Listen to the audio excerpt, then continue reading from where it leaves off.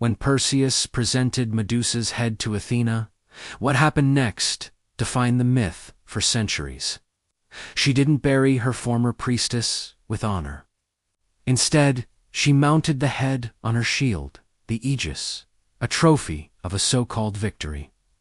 While the gods celebrated, something strange happened on earth. The stone statues in Medusa's cave, the men she had turned to stone, began to crack and weather. Without her presence, the curse weakened. Villagers started whispering a different tale, not of a monster who hunted, but of a woman who was hunted. The ancient texts say the blood that spilled from Medusa's neck held a profound duality. From the left side, a deadly poison, a relic of the bitterness forced upon her.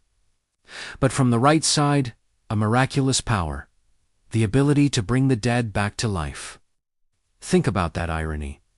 The world only saw her as a bringer of death, yet her very essence contained the spark of resurrection.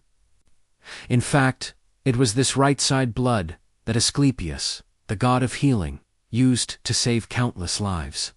Even in her destruction, Medusa became a source of healing for a world that had offered her none. As centuries passed, Medusa's image began to transform. Mortals started painting her face on their shields and doorways, not out of hate, but for protection. They called it the Gorgoneion. They realized her terrifying gaze was the ultimate defense against evil. The exiled woman became the protector of the innocent. Her face, frozen in a silent scream of defiance, became a symbol that powerfully declared, "No further. You shall not harm what is behind me." Today, Medusa is finally stepping out from behind Athena's shield.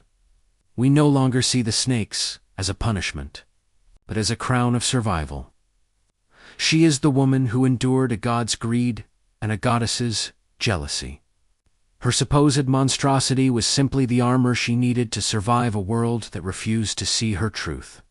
The statues in her garden were never trophies.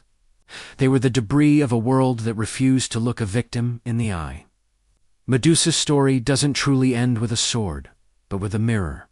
When we look at her today, we don't turn to stone.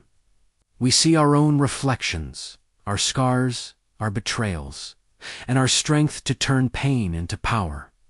The snakes have stopped hissing. Her eyes are not full of venom, but of a deep, ancient wisdom. She is no longer a monster. She is the eternal guardian for all who have been silenced. Thanks for watching. If this story moved you, please like and subscribe for more hidden histories.